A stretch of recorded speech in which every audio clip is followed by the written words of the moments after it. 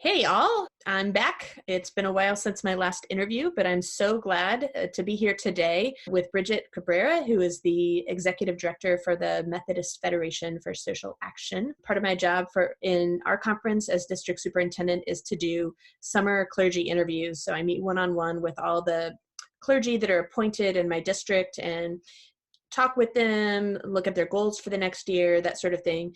And one of the things that I've noticed over and over again is the amount of anxiety that all of us are holding in this system. And I think the pastors are holding their own anxiety, but then the anxiety of the congregations, it's a very anxious time right now. So I want to redirect that conversation a little bit from anxiety to thinking about, like, where do we see hope? And from your vantage point as the executive director of MFSA, as someone who's been deeply rooted in the UMC tradition, where do you see hope? Well, thanks so much, Brittany, for asking me to be this. But yeah, so I'm seeing hope really in kind of like the midst of everything that's going on right now. United Methodists across the country and across the world are banding together, speaking out, doing grassroots movement work. And it reminds me of our beginnings as a small grassroots movement, small groups gathering, imagining, and practicing church together. And so when I kind of think about the United Methodist Church and where we are in our context right now, and I think about all the different options that we have for moving forward and what could happen and all the different kind of scenarios, and I kind of think about it and I say, oh, well, this one, you go from here to here to here and then kind of get stuck.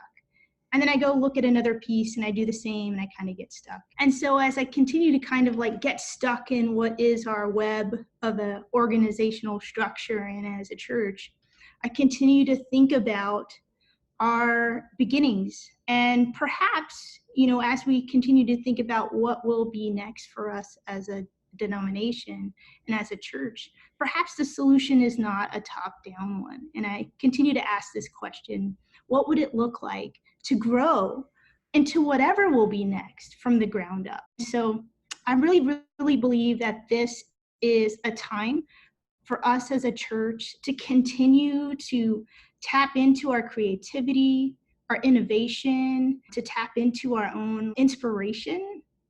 And we need more people to be in conversations and more people to generate ideas. I've been really focused on this question: how do we develop our capacity as a movement and a church to bring forth what will be next?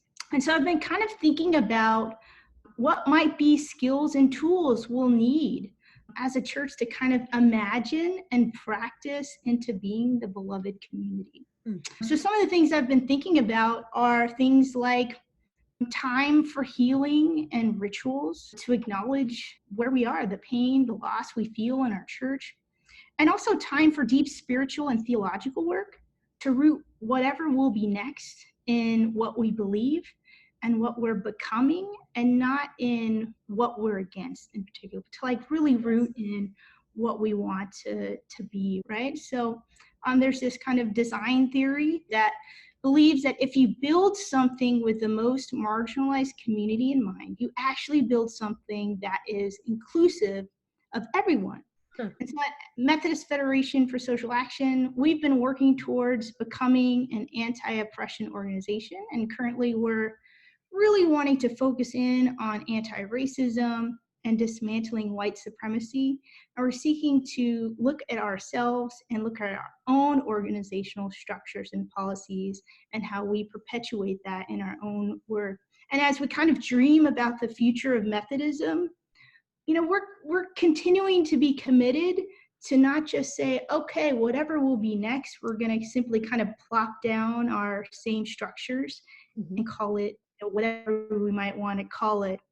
And I really see this as having an opportunity to dream and build about, something that is like really truly inclusive and really truly could be good news for everyone, and not just for the majority of people. And another thing I've been thinking about is around this concept about unity and being united. Unity doesn't mean that we all have to walk in uniformity. So, across our movement, across our church, across our work, there'll be different ideas and different strategies.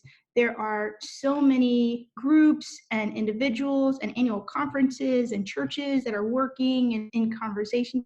Sometimes it makes sense for all of us to work on maybe one particular thing together. And sometimes it makes sense to work on different things together. And so I think for us as a movement, as we think about how we walk together, we don't always have to walk in lockstep, if that makes sense. Unity in Christ, not uniformity in thought. Yeah, exactly. And I think in that there is strength and innovation and conversations and relationships that come out and in our diversity of ideas and diversity of approaches. And so how do we look at that as strengths? And while we're doing the work, how do we kind of keep connected? How do we continue to grow our relationships? Even if we might not want to take the same tactics or use exactly the same strategies, how do we continue to do that? Some of the things I'm thinking about is, what is the question or next question or idea that's going to kind of spur the next idea that will then kind of generate something else that will then become something. One of the particular questions I've been thinking about is, what are we willing to sacrifice to free us up? That's a question I continue to ask myself. Yeah. And so, and I guess the last thing I've been seeing, I've been really excited to see various value statements being shared across our connection. I think this is really exciting to be thinking about who we are, what we value, and why.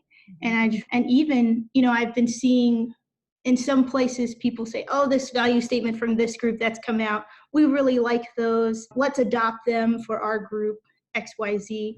And I really think there's value in doing that process in your community, whether that's for yourself, as a congregation, as an annual conference or a district, to work through that, to be in those conversations. And oftentimes when you do things like that, oh, okay, we've got this list, we've got this statement, here we are, we've posted it, but to continue to kind of live into it. And also to see it as a thing that can continue to evolve, that can continue to grow. And in some ways, what if, how we live and kind of practice into the new Methodism, whatever that will be, essentially will be how we live out what we believe. And how we do that in our everyday experiences. And I guess the last thing I'm thinking about too is we don't have to wait for a general conference or a ruling or someone else to say this is who we're going to be. We can decide that now. We can live into that now. And we can continue to bear a witness and a light to our faith and to the church that we want to be. Thank you. That's awesome. Can I ask you a follow-up question? So some of the, not criticism, but some of the anxiety that I often hear is just like, we don't have a plan. We don't know where, we should have been ready pre-general conference. We should have known this was going to happen. And I think it's almost like those folks want United Methodist Church B that's exactly the same, but just inclusive. And we could have just, here we are, like easy transition planning, right? We go from here to here, done. And I think what I hear you saying is we need to take this opportunity to dream and vision and build something new. And to think about, I love that question, what are you willing to sacrifice to free up in order to live into this vision that we long for? So there's like this waiting incubation. It's not passive waiting. It's like dreaming, talking, organizing on the ground level. So I hear you say that, but then on the other hand, I hear you say, let's not wait for General Conference 2019, which is like a passive waiting. I think you're asking us to do an active waiting.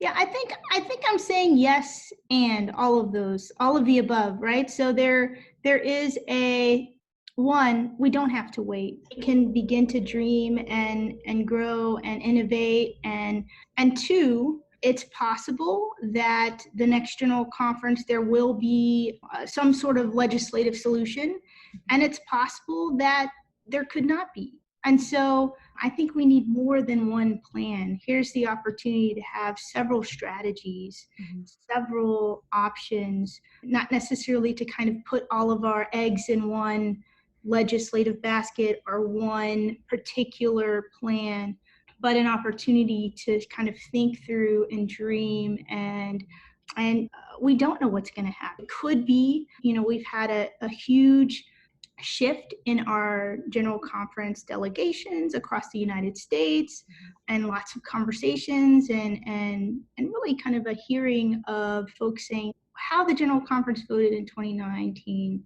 is not who we see ourselves as United Methodists. And it could be that it can be fixed in a few months at the next general conference, and it could be that it might take longer, but to know that it doesn't always like coincide and kind of work out exactly how we might hope it would, but that we have several options and we have our own autonomy in some ways to be able to kind of live into what we want to live into, if that makes sense. Is that Absolutely. This has been really great conversation. I really thank you for your time, Bridget. Is any other closing thoughts that you want to say? I don't want to. No, that's great. Well, thank you so much for having me. And I just really encourage folks to just continue to be in conversation together and continue to build relationships and continue to think about who we want to be as a church. So thanks again. Thank you.